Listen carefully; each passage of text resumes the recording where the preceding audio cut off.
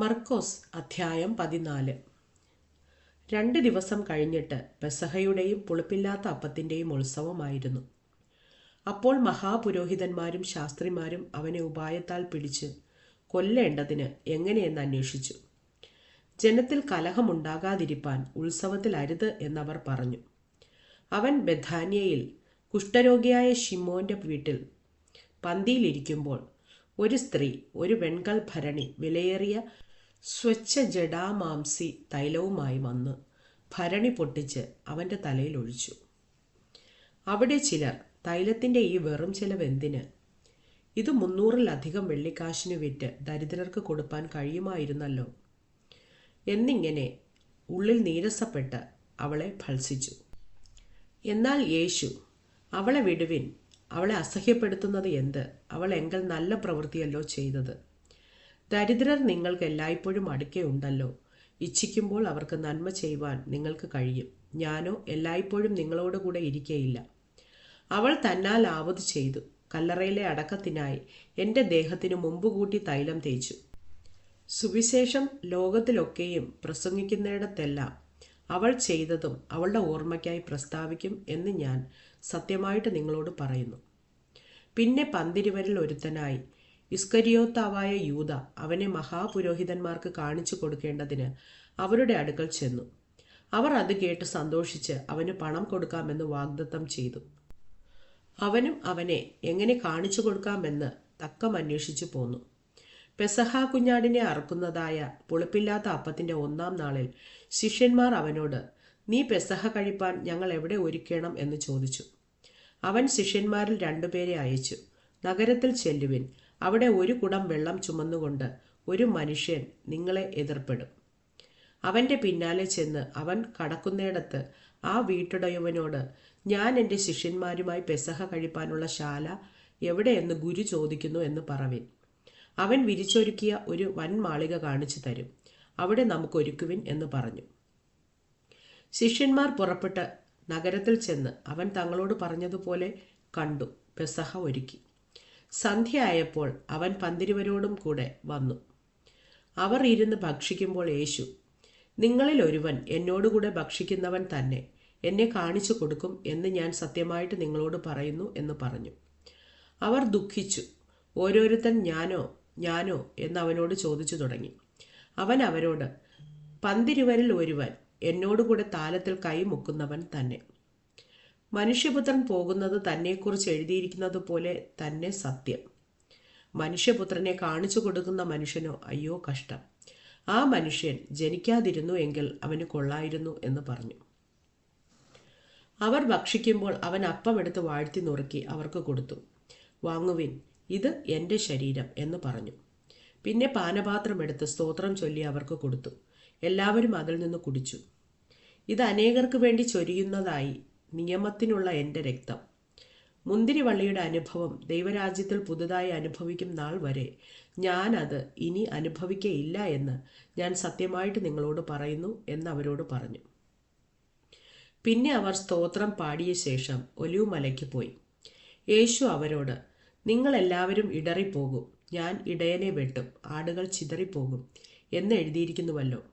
എന്നാൽ ഞാൻ ഉയർത്തെഴുന്നേറ്റ ശേഷം നിങ്ങൾക്ക് മുമ്പേ ഗലീലയ്ക്ക് പോകും എന്ന് പറഞ്ഞു. പത്രോസ് അവനോട്, എല്ലാവരും ഇടറിയാലും ഞാൻ ഇടറുകയില്ല എന്ന് പറഞ്ഞു.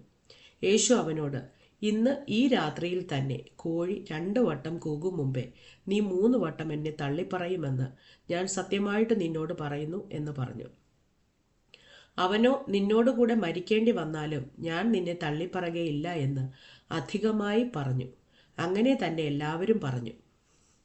അവർ ഗത്ശമന എന്ന പേരുള്ള തോട്ടത്തിൽ വന്നാറെ അവൻ ശിഷ്യന്മാരോട്, ഞാൻ പ്രാർത്ഥിച്ചു തീരുവോളം ഇവിടെ ഇരിപ്പിൻ എന്ന് പറഞ്ഞു. പിന്നെ അവൻ പത്രോസിനെയും യാക്കോബിനെയും യോഹന്നാനെയും കൂട്ടിക്കൊണ്ട് ഭ്രമിപ്പാനും വ്യാകുലപ്പെടുവാനും തുടങ്ങി. എൻ്റെ ഉള്ളം മരണവേദന പോലെ അതിദുഃഖിതമായിരിക്കുന്നു. ഇവിടെ പാർത്ത് ഉണർന്നിരിപ്പിൻ എന്ന് അവരോട് പറഞ്ഞു. പിന്നെ അല്പം മുമ്പോട്ട് ചെന്ന് നിലത്ത് വീണ് കഴിയുമെങ്കിൽ ആ നാഴിക നീങ്ങിപ്പോകണമെന്ന് പ്രാർത്ഥിച്ചു. അബ്ബാ പിതാവേ, നിനക്കെല്ലാം കഴിയും. ഈ പാനപാത്രം എങ്കിൽ നിന്ന് നീക്കണമേ. എങ്കിലും ഞാൻ ഇച്ഛിക്കുന്നതല്ല, നീ ഇച്ഛിക്കുന്നതത്രേ ആകട്ടെ എന്ന് പറഞ്ഞു. പിന്നെ അവൻ വന്ന് അവർ ഉറങ്ങുന്നത് കണ്ട് പത്രോസിനോട്, ശിമോനെ, നീ ഉറങ്ങുന്നുവോ? ഒരു നാഴിക ഉണർന്നിരിപ്പാൻ നിനക്ക് കഴിഞ്ഞില്ലയോ? പരീക്ഷയിൽ അകപ്പെടാതിരിപ്പാൻ ഉണർന്നിരുന്നു പ്രാർത്ഥിപ്പിൻ. ആത്മാവ് ഒരുക്കമുള്ളത്, ജഡമോ ബലഹീനമത്രേ എന്ന് പറഞ്ഞു. അവൻ പിന്നെയും പോയി ആ വചനം തന്നെ ചൊല്ലി പ്രാർത്ഥിച്ചു. മടങ്ങി വന്നാറെ അവരുടെ കണ്ണുകൾക്ക് ഭാരമേറിയിരുന്നതുകൊണ്ട് അവർ ഉറങ്ങുന്നത് കണ്ടു. അവർ അവനോട് എന്തുത്തരം പറയണമെന്നറിഞ്ഞില്ല. അവൻ മൂന്നാമത് വന്ന് അവരോട്, ഇനി ഉറങ്ങി ആശ്വസിച്ചു കൊള്ളുവിൻ, മതി, നാഴിക വന്നു. ഇതാ മനുഷ്യപുത്രൻ പാപികളുടെ കയ്യിൽ ഏൽപ്പിക്കപ്പെടുന്നു. എഴുന്നേൽപ്പിൻ, നാം പോക. ഇതാ എന്നെ കാണിച്ചു കൊടുക്കുന്നവൻ അടുത്തിരിക്കുന്നു എന്ന് പറഞ്ഞു.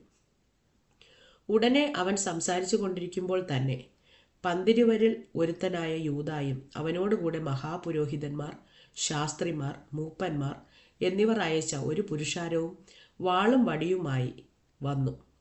അവനെ കാണിച്ചു കൊടുക്കുന്നവൻ, ഞാൻ ഏവനെ ചുംബിക്കുമോ അവൻ തന്നെ ആകുന്നു, അവനെ പിടിച്ച് സൂക്ഷ്മതയോടെ കൊണ്ടുപോകുവൻ എന്ന് അവർക്കൊരടയാളം പറഞ്ഞു കൊടുത്തിരുന്നു. അവൻ വന്ന് ഉടനെ അടുത്തു ചെന്നു, റബ്ബി എന്ന് പറഞ്ഞ് അവനെ ചുംബിച്ചു. അവർ അവൻ്റെ മേൽ കൈവച്ച് അവനെ പിടിച്ചു.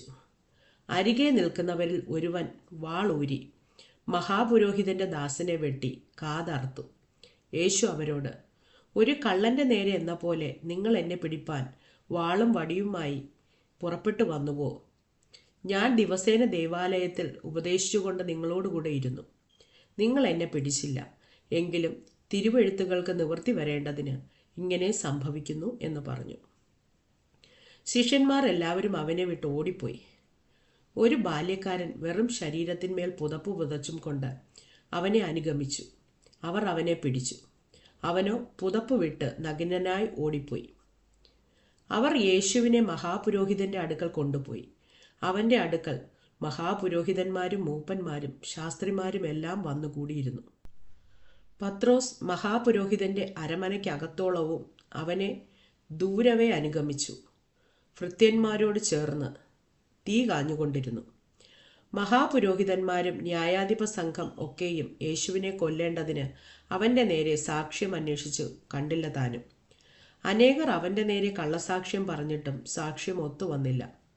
ചിലർ എഴുന്നേറ്റ് അവന്റെ നേരെ, ഞാൻ കൈപ്പണിയായ ഈ മന്ദിരം പൊളിച്ച് 3 ദിവസം കൊണ്ട് കൈപ്പണി അല്ലാത്ത മറ്റൊന്ന് പണിയുമെന്ന് ഇവൻ പറഞ്ഞത് ഞങ്ങൾ കേട്ടു എന്ന് കള്ളസാക്ഷ്യം പറഞ്ഞു. എന്നിട്ടും അവരുടെ സാക്ഷ്യം ഒത്തുവന്നില്ല. മഹാപുരോഹിതൻ നടുവിൽ നിന്നുകൊണ്ട് യേശുവിനോട്, നീ ഒന്നും ഉത്തരം പറയുന്നില്ലയോ? ഇവർ നിന്റെ നേരെ സാക്ഷ്യം പറയുന്നത് എന്ത് എന്ന് ചോദിച്ചു.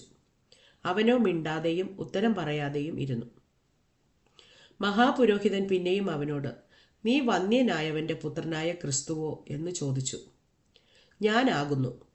മനുഷ്യപുത്രൻ സർവശക്തന്റെ വലത്തുഭാഗത്ത് ഇരിക്കുന്നതും ആകാശമേഘങ്ങളോടെ വരുന്നതും നിങ്ങൾ കാണും എന്ന് യേശു പറഞ്ഞു. അപ്പോൾ മഹാപുരോഹിതൻ വസ്ത്രം കീറി, ഇനി സാക്ഷികളെ കൊണ്ട് നമുക്ക് എന്താവശ്യം? ദൈവദൂഷണം നിങ്ങൾ കേട്ടുവല്ലോ.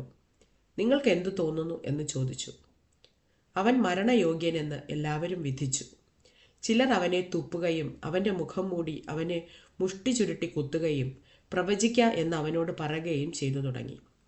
ചേവകർ അവനെ അടിച്ചും കൊണ്ട് കൈയേറ്റു. പത്രോസ് താഴെ നടുമുറ്റത്തിരിക്കുമ്പോൾ മഹാപുരോഹിതന്റെ ബാല്യക്കാര്യത്തികളിൽ ഒരുത്തി വന്നു.